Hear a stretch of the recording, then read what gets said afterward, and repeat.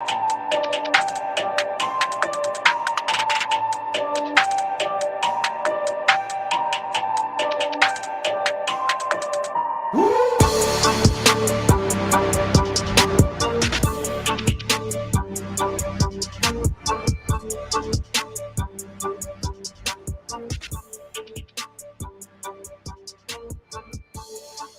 right, everybody, welcome back to Horn Takes. It's episode 60.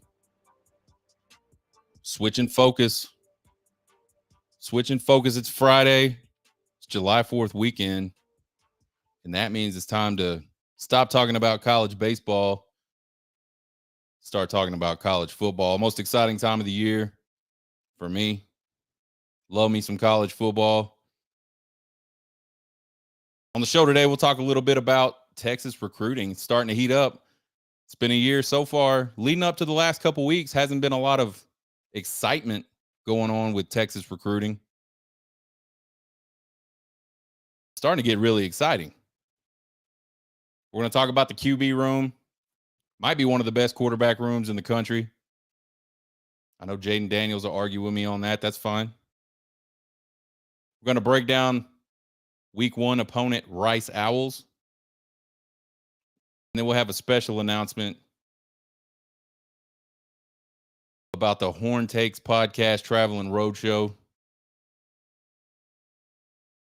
Let's get into this. Recruiting roundup. So a couple of really big recruiting weekends for Texas over the last couple weekends. The really big one, June 23rd through the 25th. Let's talk about who all was in town. A lot of big stars, a lot of big players, a lot of high profile recruits in Austin. Terry Bussey, 5-star athlete out of Texas, 5'10", 180-pound speedster. It's a guy that could play multiple positions, probably ends up being a slot type guy in college.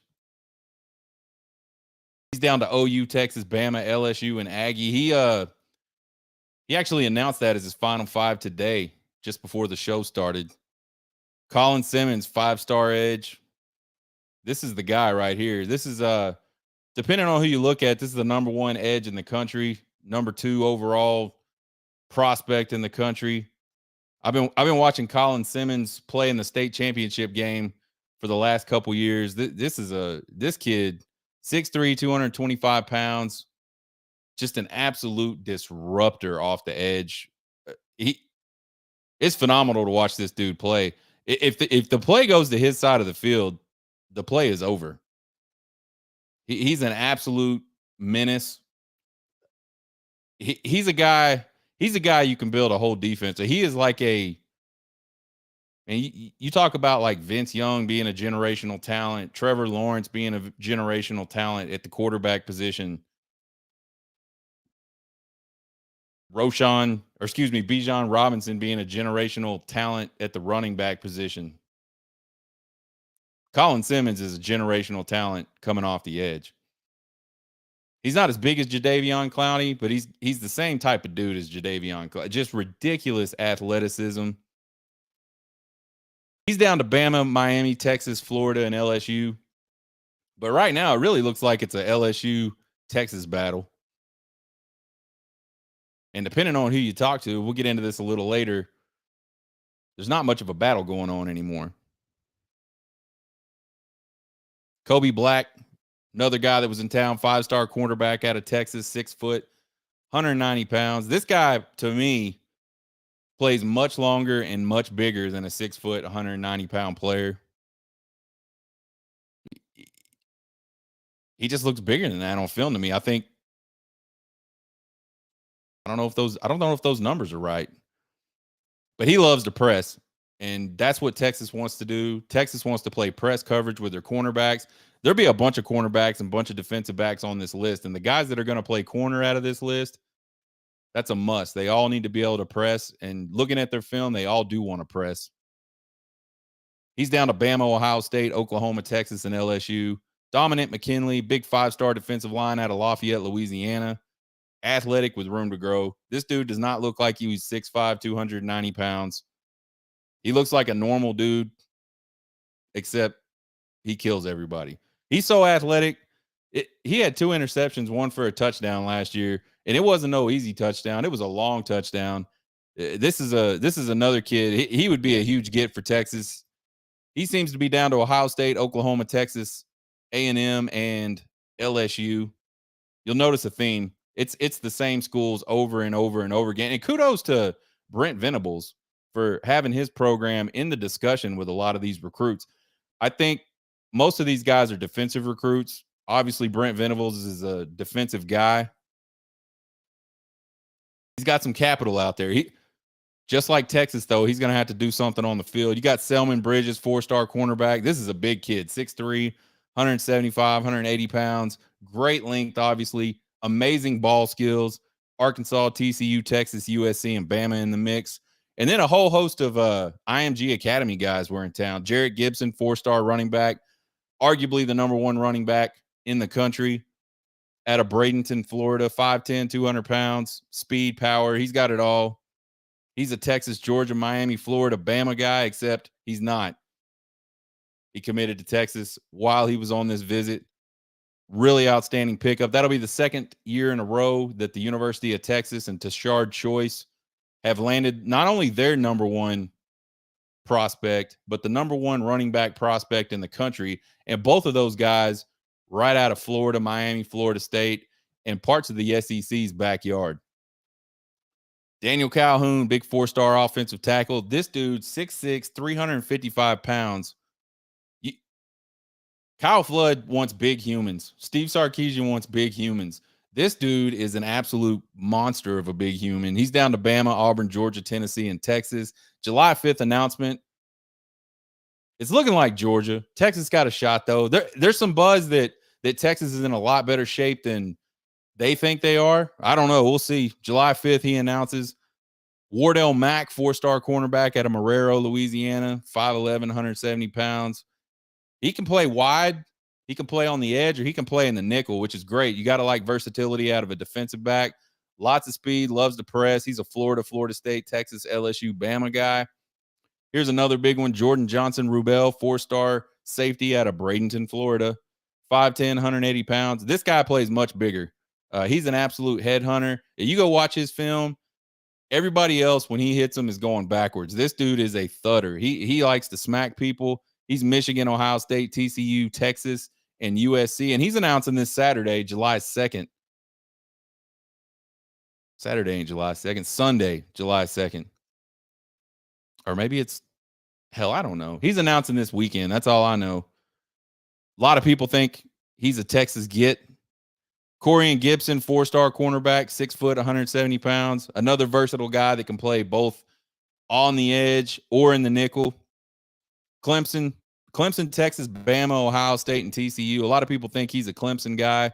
We'll see. Zena Umeozulu, 4-star edge out of Allen, Texas. This 6'4", 200 pounds. I only got to see his sophomore film. I couldn't find any film of his junior year, but this guy is super athletic and really, really raw. He's one of those good projects that you like to have. He's down to Oklahoma, Texas, Aggie, LSU, and Oregon. There's crystal balls in for him to go to Texas. Parker Livingstone, 4-star wide receiver, big guy, circus catch guy, good speed. He kind of reminds me of Jordan Shipley and Jackson Shipley, just his game. Good speed, good hands, can make really circus type catches. He doesn't have not exactly the same type of quickness in tight spaces, but you give him a little bit of room, and this guy has the speed to go the distance. I really like his film. Daniel Cruz, 3-star interior offensive lineman.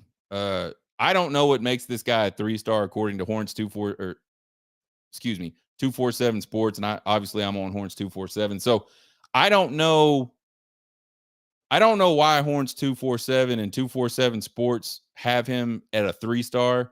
He's a 4-star on most services, and he's every bit of a 4-star. This dude, he plays from the second the ball is snapped all the way through the whistle, which you got to love for an offensive lineman. That's the kind of dude that will frustrate the hell out of everybody he goes up against. His feet are so good for a kid his size and that plays interior. He's a guard in high school. He's going to be a center at Texas, and he's a Texas commit. He just committed earlier this week. Excited about him. I'm an old offensive lineman. I love offensive linemen. Offensive linemen make the game go. Defensive linemen make the game go. So you're going to hear me get really excited often and a lot about these big guys that Texas is recruiting. One of the biggest issues when Steve Sarkisian got to Texas was just the lack of good quality players and certainly quality depth at the offensive line and defensive line. He has done an outstanding job along with Kyle Flood and Bo Davis to build up those two units. And now they're starting to develop some of these guys. I expect both units to be very, very good this year and heading into the SEC in 2024. Terrence Hibbler is a 3-star defensive lineman out of Lexington, Mississippi that was in town. He's a Mississippi State commit, and Mississippi State tried their damnedest to get him not to go visit Texas, and he said, no, I'm going to go visit Texas. He's got a really nice frame. He's really raw and really athletic. I don't know. I haven't heard much about since the visit. Obviously, it had to be a good sign for Texas that he wanted to come visit. Who knows what will happen? Jaden Jackson, another one of those IMG guys out of Bradenton, Florida. This dude is a 3-star as well. He's 6'2", 300 pounds. And, man, his first move is lightning in a bottle. I don't know that I've ever seen a big man move the way this guy moves. And he's an absolute wrecking ball. If you get a chance, go watch Jaden Jackson's film and just go, holy shit. Like, how is this dude a 3-star? I don't know. I don't know how recruiting services evaluate. And certainly they're looking at hundreds and hundreds of kids. They're going to make mistakes. I feel like 3 stars is way too low for this dude.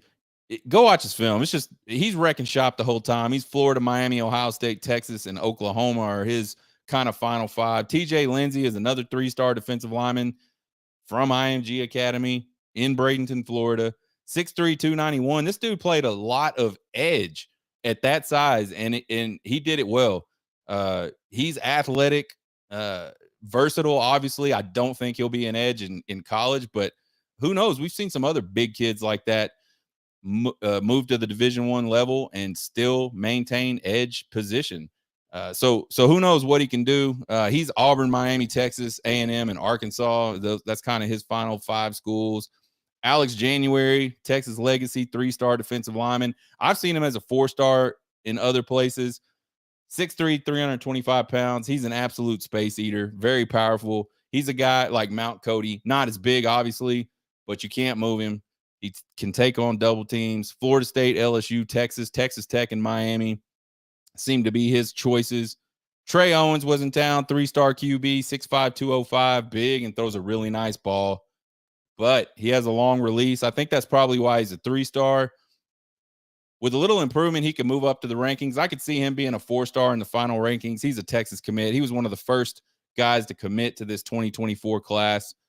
So let's break down who are the current commits. You got Michael Kern, 3-star punter. Trey Owens, 3-star quarterback we just talked about. Santana Wilson's a 4-star cornerback. Lot of cornerbacks. They are looking at a lot of defensive backs in this class. I like it. You know, you looked at the pass defense last year, it wasn't great. A lot of that can be fixed by a really good pass rush, but they're looking for guys on the back end with athleticism, durability, and ball skills. Got to get more turnovers out of the secondary. Some of these guys have all of those things wrapped into one single package. Santana Wilson is long. You got to like a long cornerback to compete with these long wide receivers you're seeing. You're seeing all these really, 6'3", skinny, just basketball player almost guys playing wide receiver. You got to have guys like that covering these guys. So I like the direction that the cornerback recruiting is going. Freddie Dubose, he's a 4-star wide receiver. He's versatile. This guy, he does it all. Wide receiver, slot. He does the return game very well. A big key for a guy like him is he's a blocker. A lot of these star athletes, they don't want to block. He likes to block. He's got good size and speed, really good pickup for Steve Sarkisian. Then Christian Clark, 4-star running back. Couldn't find any film on him, but he's Tashard Choice's number 2. I'll trust Tashard Choice. If Coach Choice says he's good, he's good. Texas lands their top 2 running back targets for the 2024 class. And then over the weekend, Jarrett Gibson, obviously we talked about him. And then Nate Kibble, big 4-star interior offensive lineman out of Atascocita, Texas. He was a tackle in high school, big, powerful dude. I feel like he's a project. He needs to work on his feet. He needs to work on his bend, his flexibility, and his hips. But clearly, he's a big, strong kid. Move him to the interior. I think that's a step in his development that has to be taken. I don't think he's a tackle in college, but a nice pickup there. A lot of guys wanted him. He was down to, I mean, he was in LSU, A&M. A lot of schools wanted him.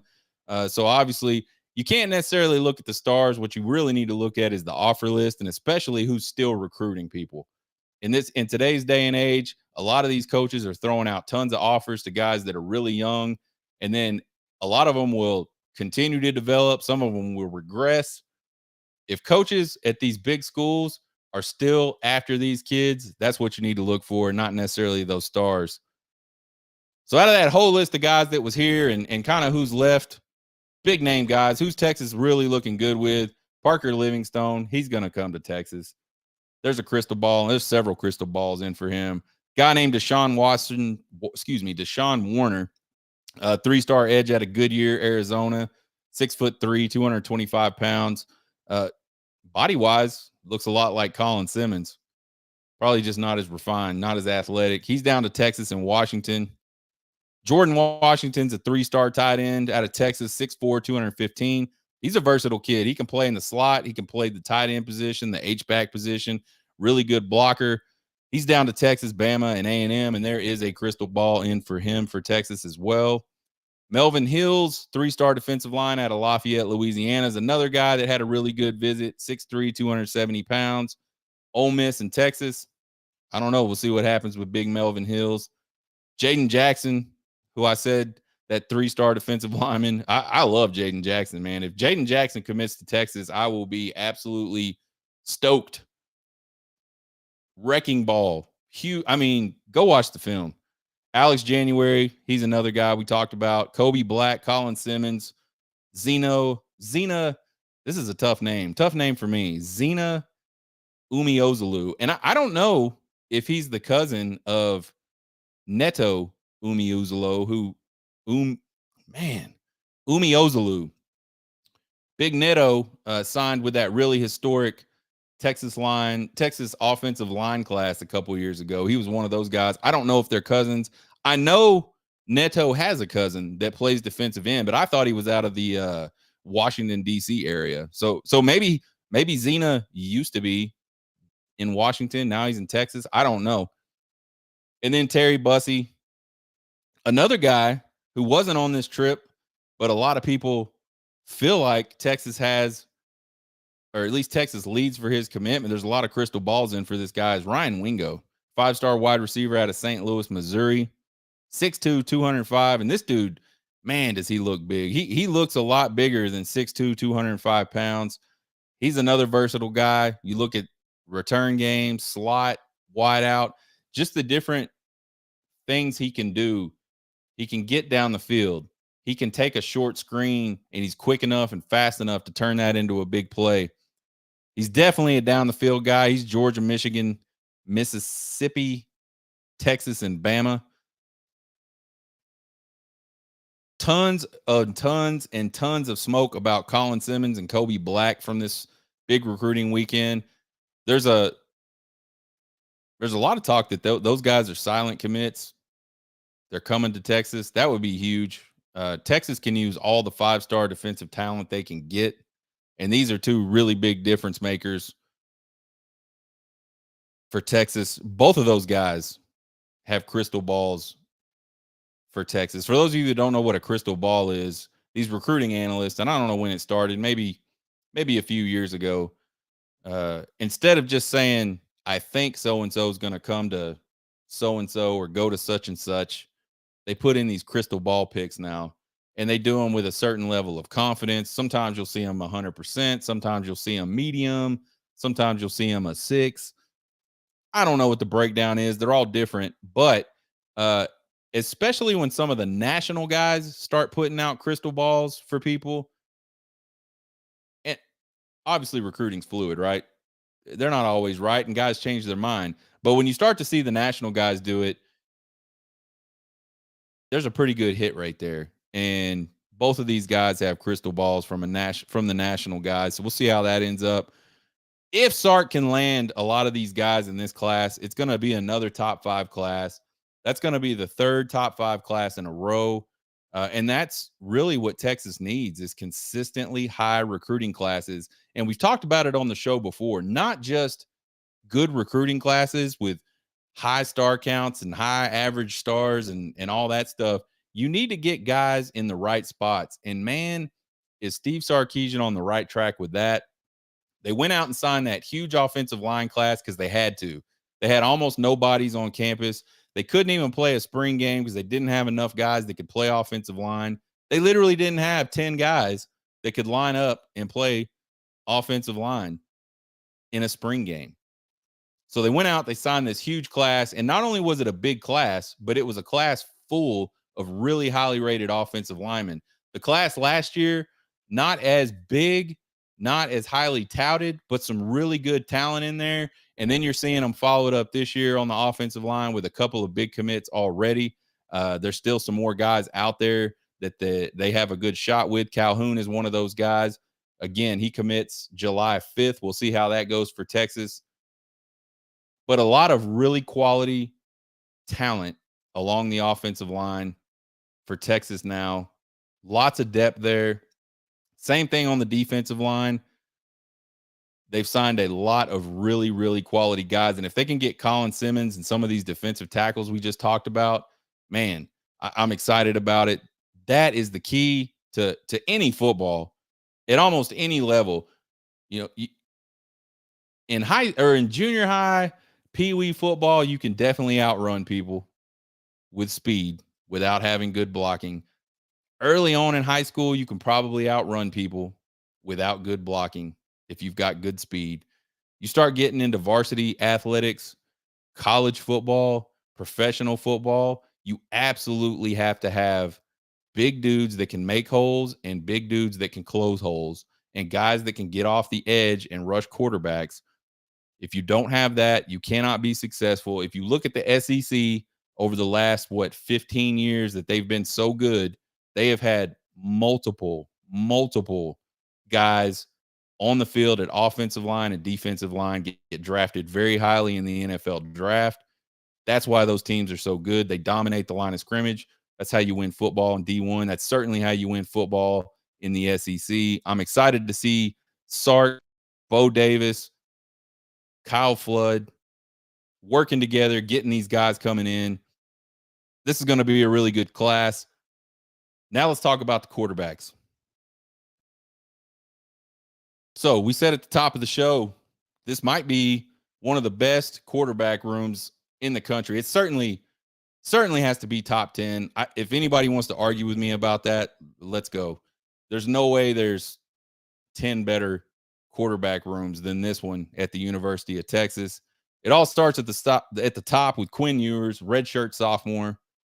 Everybody knows Quinn Ewers is ultra talented. This is a kid that reclassed. He should have been a true freshman last year. He reclassed, committed to Ohio State, got in a couple games, got in one game, I think, handed the ball off a couple times. Never moved his way up the depth chart, which is understandable. Ohio State is also a school that has generally really good quarterback rooms. Go back and look at the year their last national championship. It ended up being their third string quarterback that took them through the playoffs to win the whole thing. Quinn played in 10 games last year.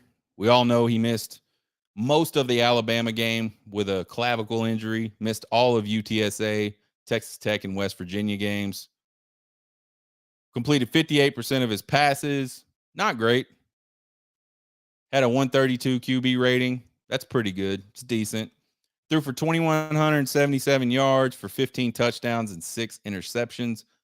For most of the season last year, he had really bad footwork and he looked like a freshman. He looked like a really talented freshman, though. Some games, holy hell, that Alabama game was looking really, really good till he got hurt. He threw a lot of really nice passes, stayed in the pocket under pressure and delivered the ball. Xavier Worthy dropped one in the end zone on him. He was having a hell of a game in that Alabama game. And then he comes back after being out for basically 4 weeks. Remember, he got hurt in the first quarter of that game. He was out for basically 4 weeks and just drops a dime on Oklahoma. 3 touchdowns, I think, maybe 4 touchdowns in that game. But a lot of really just surgical passing in that game against Oklahoma. So he took his lumps. He ended up the season. He goes out to, they go to Stillwater. Just has an awful game. He threw the ball 5 million times in that game inexplicably. There was reports that he had an injured finger, couldn't really grip the ball, which is weird. I don't know why we threw the ball so much, especially after that first half where we ran the ball right down Oklahoma State's throat. But it is what it is. He gets the L there. He struggled in other games. He really struggled in the Baylor game, the season finale at home. But then he goes out and has a pretty decent game against Washington, despite the fact that, again, there was more drops down the field and more misplayed deep balls down the field by Texas wide receivers. I think he threw for like 370, something like that against Washington. I know it was over 300. I might be getting some numbers confused there, but a pretty good game for Quinn Ewers in the Alamo Bowl. And so we jump into the offseason and Quinn Ewers, if you saw him last fall, long hair, unkept beard, he looked like a country singer. He looked like a dude you might see at a state fair or a county fair, like just trying to make a living singing country songs. And Quinn decides he's gonna start taking things a little more seriously. So his appearance changes, cuts his hair, shaves the beard. He looks like a totally different kid. In his preparation, he's made obvious strides in preparing. I think at some point, you know how kids are. They always think, especially ones that are talented, they think, I could do anything. I'm invincible. And then you get to a higher level of life or a higher level of sport, and you start to realize, and the smart ones will realize, yeah, I'm not ready for this. I've got to do better to prepare myself. And I think whether Steve Sarkisian or AJ Milwee had the conversation with him, I don't know. Whether any conversation happened, I don't know. Whether it was just a conversation with Quinn Ewers and himself, I don't know. But he's made some changes in this offseason, and I think it's going to really pay off for him and the Texas Longhorns. He's put effort into his preparation. He went out to some camp. I don't know the exact name of it. It was over in I believe it was over in Louisiana. Maybe like the Manning camp. Probably the Manning camp. Performed really well at the Manning camp here recently. Performed better than a lot of, I think he was rated 4th or 5th out of all the D1 quarterbacks that were at that camp.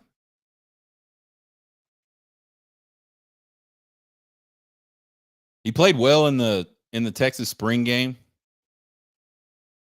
Nothing flashy, just there. He has tons of weapons around him, and I think that's going to be the biggest difference maker. And I think that's probably, for a lot of Division I quarterbacks that are fresh out of high school, I think that's probably the toughest mental place for them to get is, I don't have to go out and win the game. I don't have to be the guy anymore. I've got all the pieces around me. All I need to do is just deliver the football, protect the football, and these guys are going to go make me look great. And there's definitely the pieces around him. Definitely. You got AD Mitchell, you got Xavier Worthy, Jordan Whittington, JT Sanders. It's almost embarrassing. Isaiah Nair, who's a guy that's going to be, who knows what ends up happening. Hopefully his recovery continues to go well and he can see some time on the field this year. He was going to be the deep threat last year before he got hurt in fall camp. I think not having a guy like that in the offense last year certainly made it harder on Quinn Ewers and made it harder on the Texas Longhorns. It made Steve Sarkisian change up his whole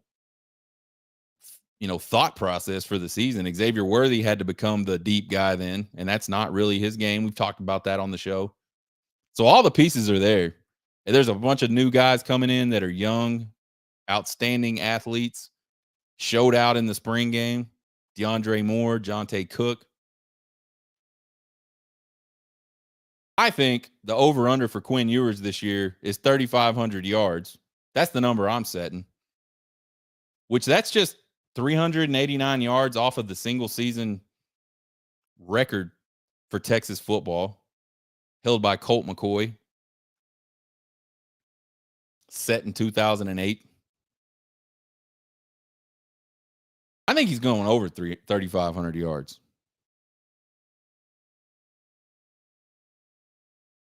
See what happens. But again, the weapons are all there. The offensive line is going to be improved, so the running game should be better. You got big Kelvin Banks at the left tackle protecting him. You got big, can't remember his name, at the right tackle position.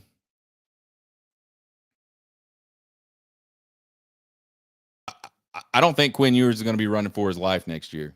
I think if you looked at the offensive line last year on the edge, really good. The closer you got to the center, the more it broke down. Not consistently, but it was there. And when it did break down, it caused a lot of problems. If that can improve, and if that can be consistently good, man, the sky's the limit for Quinn Ewers. And I think it's a mental thing too. I think he's got to continue to have that mindset of, I don't have to win this all by myself. I got all these weapons around me. We'll see what happens. Maalik Murphy, redshirt freshman. This is a guy, I really like Maalik Murphy. I've talked about it on the show multiple times. I was doing a podcast last football season, and in the middle of a sentence, I just stopped and said, and I don't know why. I don't know why I did it, but I was in the middle of a discussion about something, probably somewhat related, the quarterback position. And I said, you know what? You know who can spin it? Maalik Murphy. And at the time, I don't think a lot of people knew who Maalik Murphy really was. Maalik Murphy is a guy that was a 5-star prospect early on in his recruiting cycle. You had a COVID year and you had an injury that really sidetracked him and sort of kept him down in the rankings, kept him out of the camp circuit and, all these things that these big time quarterbacks go and do to keep their name out there and to get their name out there and to bump those recruiting ratings. He didn't get a chance to do those things. But he is ridiculously talented. His arm can do anything that Quinn Ewers' arm can do, maybe even better than Quinn Ewers can do it.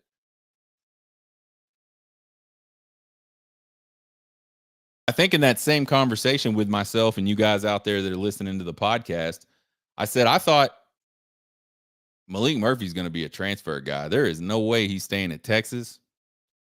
He is too talented. He could go start right now on a lot of, lower level D1 teams. Not Power 5 conference teams. No doubt in my mind. He had a really, really good spring game this year. He played better in the spring game than Quinn Ewers did. And I know you have to look at who they're playing with, who they're playing against. Maalik Murphy got to play against a lot of second string, third string guys.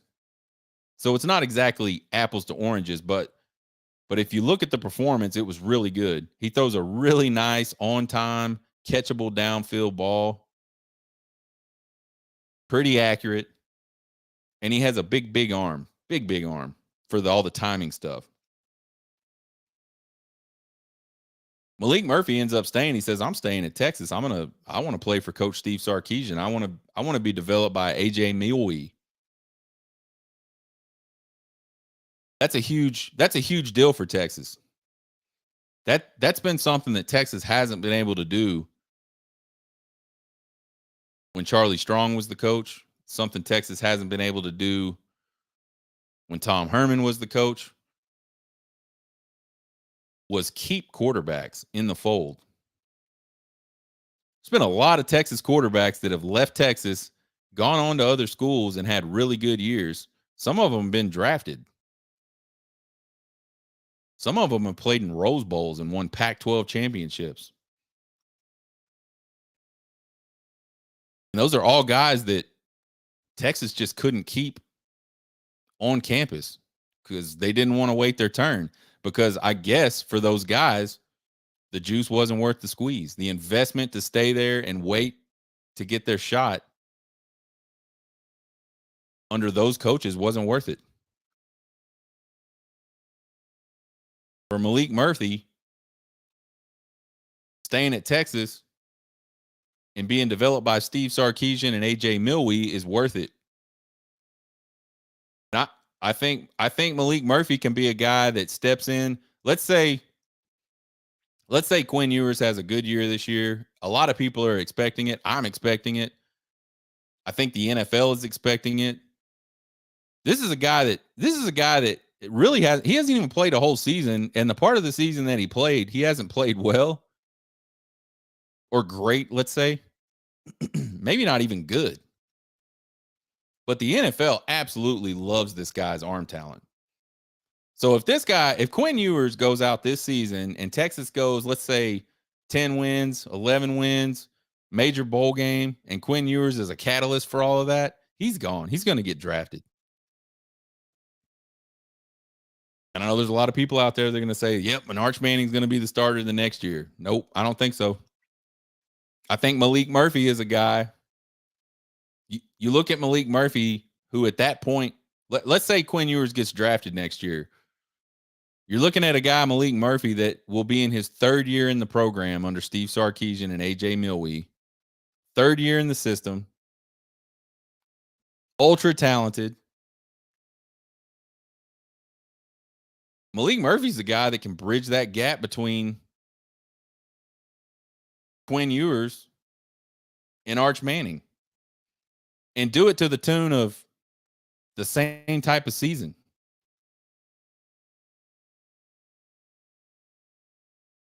I legit think, talent-wise,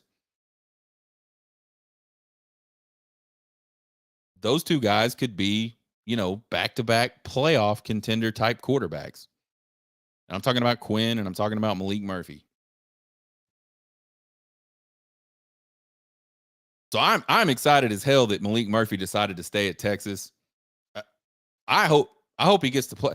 I hope Texas beats Rice so bad in week 1 that we get to see Malik Murphy in the second half of that game. And Steve Sarkisian is going to have him throwing the ball. He's going to try to get him ready in some game time situations because, as we've seen, you're one play away at any time. We're all one play away. Yeah, I had cornea surgery.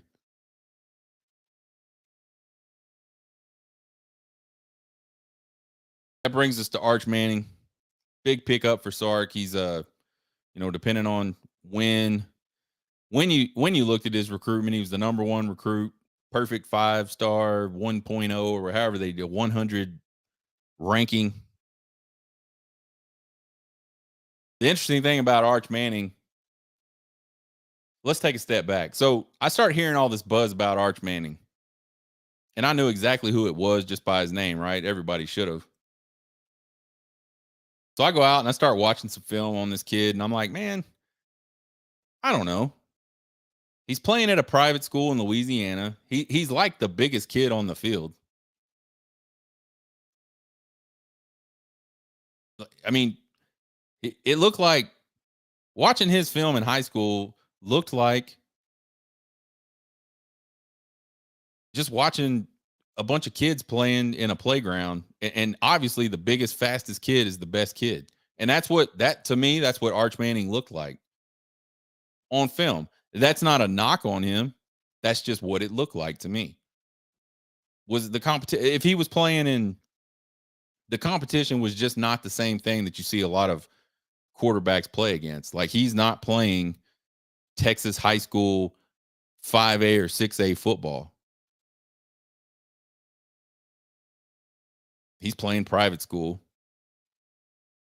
and he's the biggest kid out there. The other thing is he went to no camps. He just didn't want to do it. And a lot of people say, well, he's trying to protect himself. He's really not that good. Other people say, well, why would you do that? You're already the number one rated quarterback. You're getting recruited by all the top programs in the country. What is the purpose of going to all these camps? Just focus on your academics, focus on your team. So I don't necessarily see that as a knock, but what I do say, and what I said at the time was, I just don't know if we know about Arch Manning. He's got the pedigree. He's got the pedigree. He's probably got the mental makeup. Could you imagine your uncles being Super Bowl champions and MVPs, and like, imagine the conversations they have surrounding football just at family gatherings.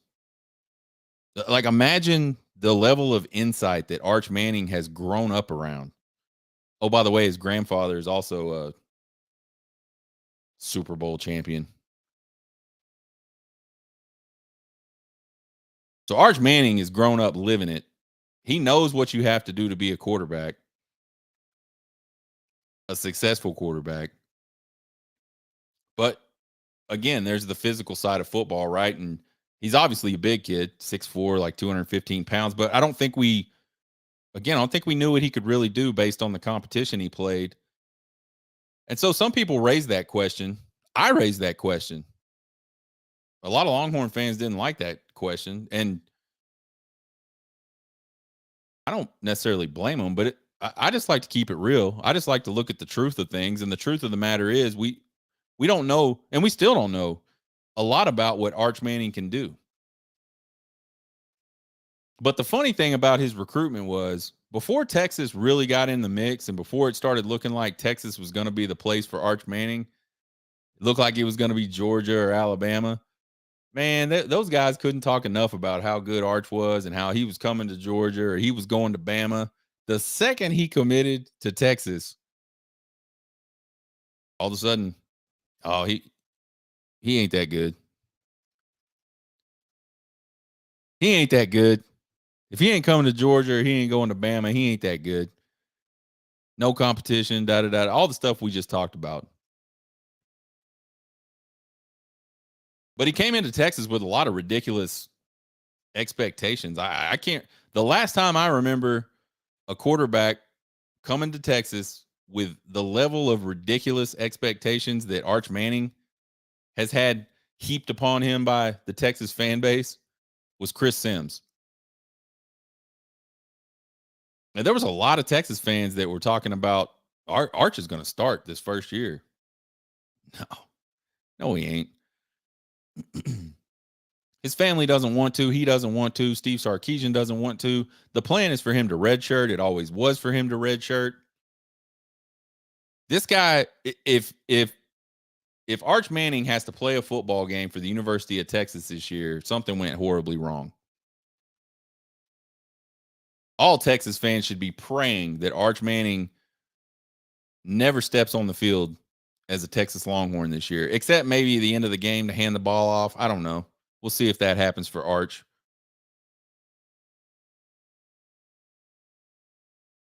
But you got all these ridiculous Horn fan expectations, and now the expectations for him from the college football world have even increased.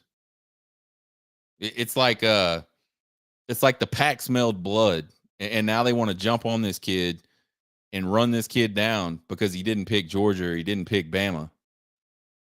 You look at a lot of pundits, you look at a lot of these college football analysts, they talk about the quarterback room at Texas. They never mention Malik Murphy. They always talk about Quinn Ewers and Arch Manning.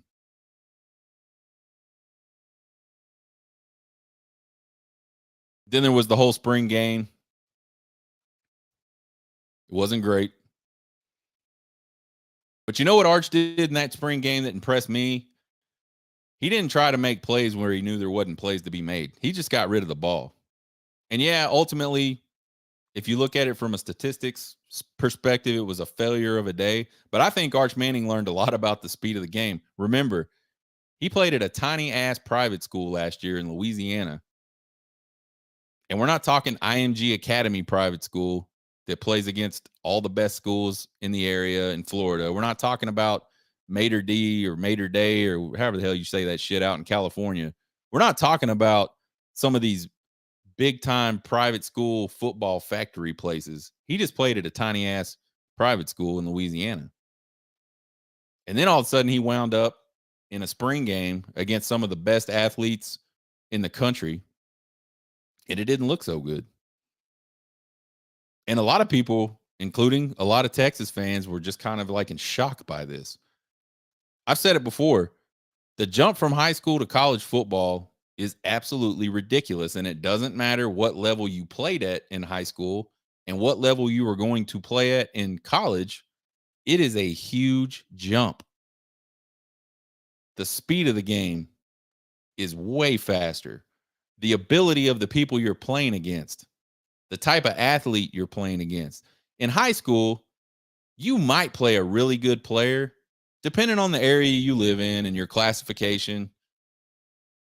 You might play another college-worthy type player. And I'm talking head up. I'm not talking about the other team has some college type players. That probably happens a lot, especially in Texas. But you're not going up directly against elite high school talent that much. Maybe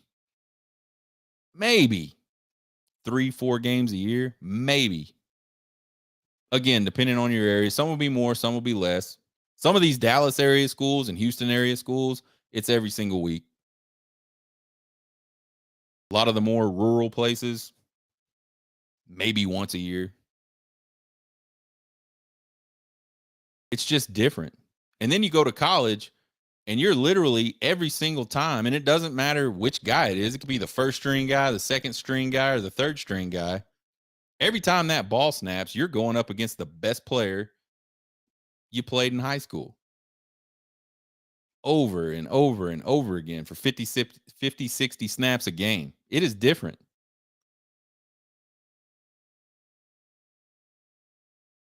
So lay off of the Arch Manning ridiculous expectations. All you other college football fans out there, y'all get off my boy Arch. He's doing it the right way. He's going to come in. He's going to learn how to play quarterback. He's going to get used to the speed of the game.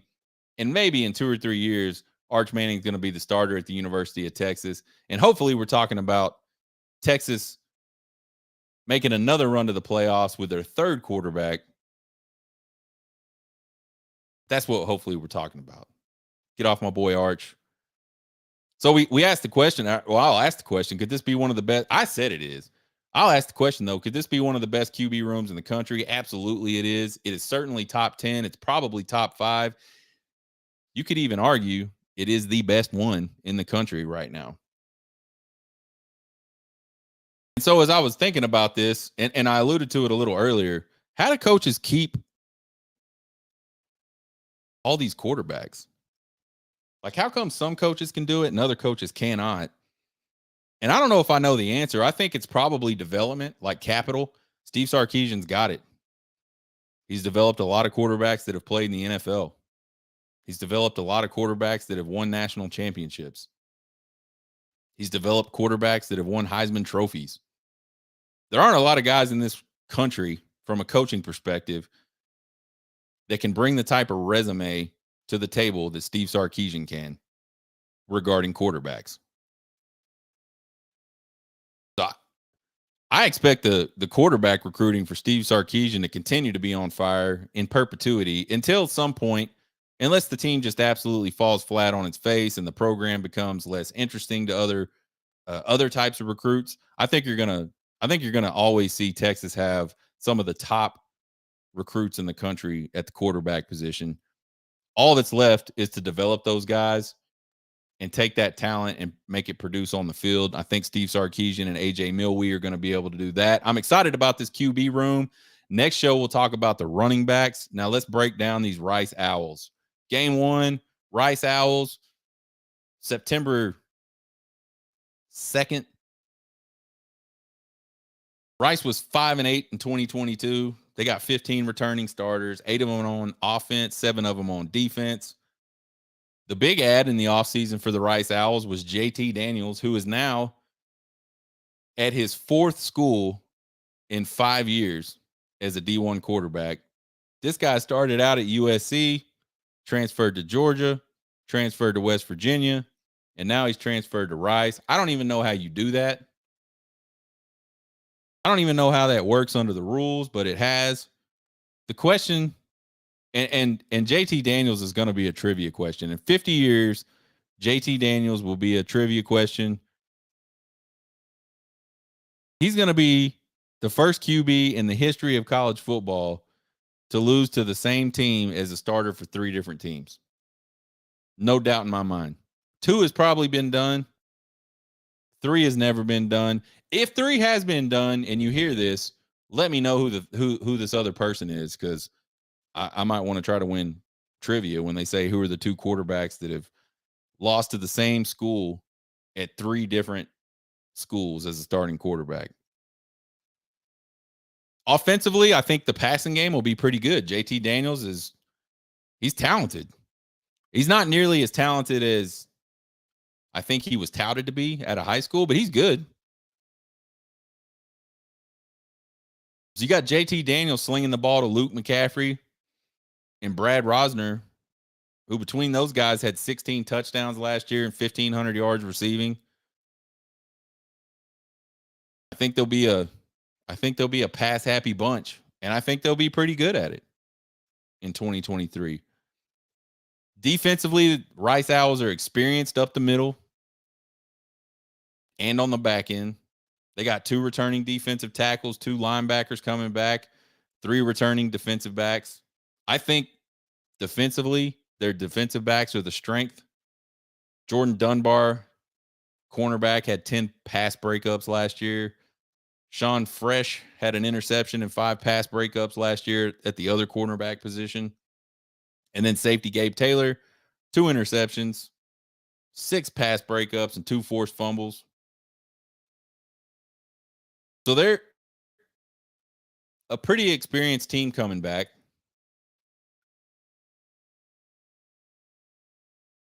I don't think it's going to matter. Texas is a 5 touchdown favorite, roughly. And Texas should absolutely cover every single bit of that 5 touchdowns. You look at this game, what do we always talk about on this show? Trench warfare, right? The big guys in the middle, the big humans. There's no way that Rice can stand up to Texas's offensive and defensive line for 4 quarters. I don't think they can stand up to them for any quarters. I think Texas is going to absolutely roll in this game. I think you're looking at. I think there's a good chance Texas could shut this Rice team out. But I'll give Rice 10 points. I think Texas scores in the 50s. I think most of that happens at or before halftime. I believe this will be 11 a.m. kick. I don't know if that makes a difference, just putting out the information. So there it is, Rice. Game 1.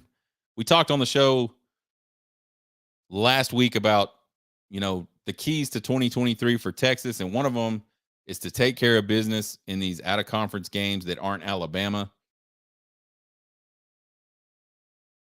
Texas is coming off of a loss in the Alamo Bowl. They ought to be itching to get back on the field and kick somebody's ass. And that ass is going to be Rice's ass. Next week, we'll talk about the Bama game, what we think is going to happen in that one. Horns Traveling Roadshow. Horn Takes Traveling Roadshow is a thing we're going to do this year. We are season ticket holders for Texas football. We go to the Red River Shootout every year, for sure. We usually go to one home game every year, for sure. And this year, we're going to throw in a road trip to Tuscaloosa, Alabama. Already got my tickets, already got my parking pass, already got my hotel. I'm super stoked about this road trip. So what the hell is the Horn Takes Traveling Roadshow? Well, we're going to go to Tuscaloosa. We're going to go to the Red River Shootout, and then we'll be down in Austin right after Thanksgiving for the Texas Tech game, final matchup between Texas and Texas Tech for the foreseeable future. But what I would like to do is take this show on the road. We're going to do some insight into the atmosphere around the stadiums. We're going to do some interviews with fans, and I'm really excited about doing that in Tuscaloosa. Get to know some Alabama fans. I talked to a few Alabama fans at the Alabama game last year down in Austin. Good time, good people. I want to check out the tailgate scenes at these places. I want to give you guys some insight into what it's like to be at these games. So that's what the Horn Takes Traveling Roadshow is about. Alabama fans or people that go to Alabama games, your other SEC team fans. What are the things I got to do at Tuscaloosa? What do I need to go see? I need y'all to tell me. I need y'all to send me a list. You can email me at horntakespodcast@gmail.com with all that information. Shoot me a DM on Twitter at Horntakes. Shoot me a DM on TikTok at Horntakes. I got to know what I got to go do when I get to Tuscaloosa. So I appreciate any insight there. That's the show for today, folks. You guys have a outstanding and very safe 4th of July weekend. Hope everybody gets to spend it with their family and friends. Join us next time on From the Cheap Seats. That's this football show. We'll do some more recruiting updates. Talk about the running back room. Lots to replace there. And we'll talk about this Bama matchup and then anything else that comes up that I feel like I want to talk about on this football show from the Cheap Seats. Subscribe to the podcast anywhere you listen to podcasts. You can check out the link at horntakespodcast.buzzsprout.com. That's where all the podcasts go. Subscribe to the YouTube channel. Click on that bell. You'll get all the notifications. Find me on TikTok, Twitter, and Facebook at Horntakes. You can email me at horntakespodcast@gmail.com with all your comments, questions, concerns, and criticisms. I love them all. You guys have a good weekend. Hook 'em.